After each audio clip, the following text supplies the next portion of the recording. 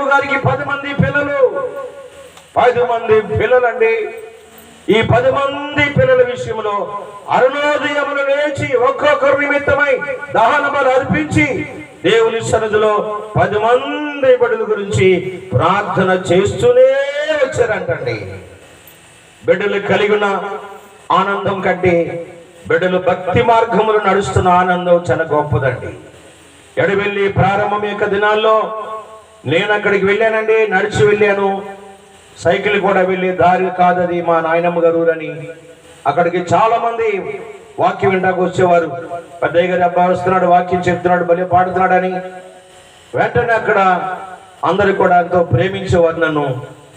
తర్వాత అక్కడ జరిగే కార్యక్రమాల్లో ఒకరు నన్ను చాలా చేదోడు వాదుగా ఉండి, ప్రియులరా పాటల పరిచర్య, వాక్య పరిచర్య, నా అవసరమైతే నా బ్యాగ్, నా బైబిల్ అలాగే అంటుపెట్టుకుని నాతో ఉండేవారు. అనుకున్నాను నేను, ఈ ఊర్లో వీరు చాలా భక్తి కలిగిన వీరు నాకు చాలా తోడుగా ఉంటున్నారని సంతోషపడ్డాను. వెరీ హ్యాపీగా ఫీల్ అయ్యానండి. వారికి ప్రియులరా మరి 3 పిల్లలు. తర్వాత ఆయన మంచి వ్యవసాయదారులు, పొలం ఉంది, పేరుగాంచిన కుటుంబంలోని. ఒకనొక దినాన్ని నేను ఆరాధన ముగించుకుని మట్టుకుంటూ వెళ్ళి అక్కడి నుంచి మళ్ళీ ఆరాధన ముగించుకుని నడిచే, సైకిల్ కూడా వెళ్ళని దారిలో నడిచి ప్రియులరా జోలపాలెం వచ్చానండి. జోలపాలెంలో ఏలూరుపాడులో నా సైకిల్ పెట్టుకున్నాను. వెంటనే సొమ్మసిల్లిపోయాను ప్రియులరా.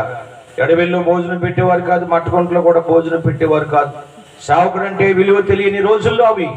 అక్కడ తింటారని వీళ్ళు, ఇక్కడ తింటారని వాళ్ళు, అలా విడిచిపెట్టేస్తే కనీసం ఆదివారం ఒక ముద్ద కూడా భోంచేటకు అవకాశాలు ఉండేవి కావు. ఆకలితో వచ్చేసేవాడిని. సైకిల్ వేసుకుని నేను వెళుతున్నానండి. జోలపాలెం వంతును ప్రియుల పైకి ఎక్కాను. తర్వాత కిందకి దిగాలి. ఎవరైతే సాపులేసి, ఎవరైతే పాటలు పాడి, ఎవరైతే బైబిల్ చదివి నాతో పాటు ఉన్నారో ఆయన 10 మంది కుర్రోళ్ళతో సిగరెట్ కాల్చుకుంటూ వస్తున్నారండి. ప్రియులరా సిగరెట్ నేను చూడలేదు కానీ ఆయన గమనించాను. ఆ పక్క ఈ పక్క యవనస్తులు ఉన్నారండి. నా సైకిల్ తిన్నగా వెళ్ళిపోయి, అంటే బ్రిడ్జి కిందకి వెళ్ళాలి కదా, వేగంగా వెళ్ళి అక్కడ ఆగిందండి. అప్పటికి ఆయన సిగరెట్ పొగ నోట్లో ఉందండి. వెళ్ళి నేను అక్కడ ఆగిపోయాను. ఆగిపోగానే అందరు నాకు ఏం చెప్పాలి, వందనాలు చెప్పాలి కదా. అమ్మా మీరు సేవకుడితో చెప్పించుకుంటున్నారా, సేవకుడు మీరు చెప్తున్నారా? ఏమండి, సేవకుడితో మీరు చెప్పించుకోకూడదు. సేవకుడు కనబడగానే చెప్పండి, మనమే వందనాలు చెప్పాలి.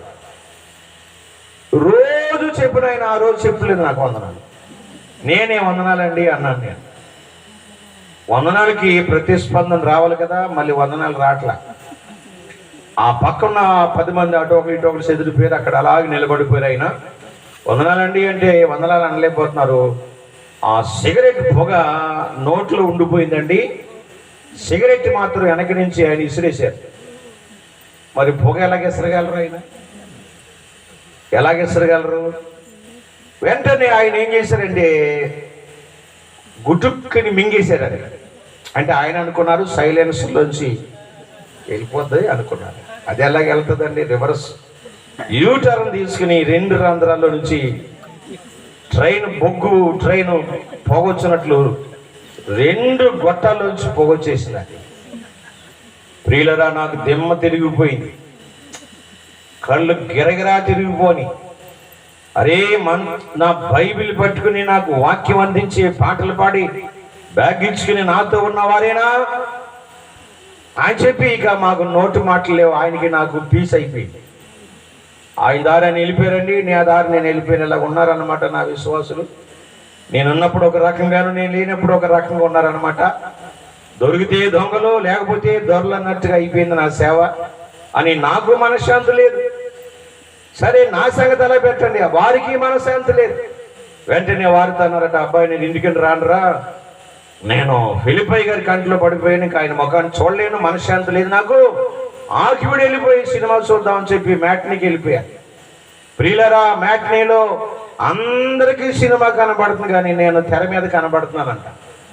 వెంటనే ఆయన అన్నారట, అరే మీకు సినిమా కనబడుతుందేమో కానీ నాకు ఫిలిప్ గారు కనబడుతున్నారు, నాకు మనశ్శాంతి లేదురా, నేను వెళ్ళి లాడ్జ్లో పడుకుంటాను, సినిమా అయిన తర్వాత నా దగ్గరికి రండి అని చెప్పంటే సరే వెళ్ళిపోమన్నారంట. వెళ్ళిపోయినా ఆ లాడ్జ్లో ఫిలిప్ గారే కనబడుతున్నారంట.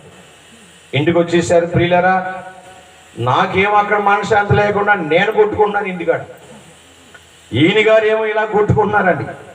అదే వారములో కాళ్ళు ఉపాసకోటాలు జరిగినాయి. వెంటనే ప్రియులరా అందరికంటే ముందు రోజు వచ్చేసి తలస్నానం చేసి బట్టలు మార్చుకుని ఎదరే వచ్చి కూర్చున్నారండి. అప్పుడు నేను కోట నడిపించడానికి వెళ్ళాను. జనం ఎవరు కనబడలేదు, కానీ నాకు ఆయనే కనబడ్డారు. సిగరెట్లు ఏమైనా ఉన్నాయా అని అడుగుదాం అనుకున్నాను, అడగకూడదు కదండి. వచ్చేసారు ప్రియులరా. వాక్యం విన్నారండి. పగలు ప్రార్థన అయింది.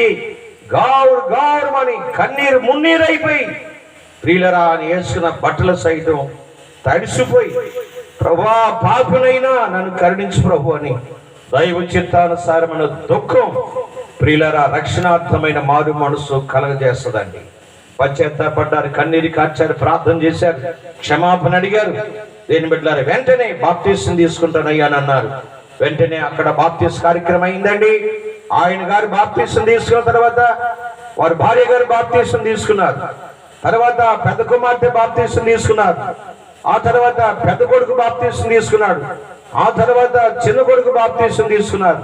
అల్లుడు గారు బాప్తీసం తీసుకున్నారు. కోడళ్ళు బాప్తీసం తీసుకున్నారు. ఈ దినాల్లో నోవాహులేగా ఆ కుటుంబానికి నిదర్శనంగా నిలిచారండి. ఎవరో కాదు, మీ అయ్యగారి యొక్క నాన్నగారే, ఆయనే కురేళ్ల రాజరత్నం గారండి.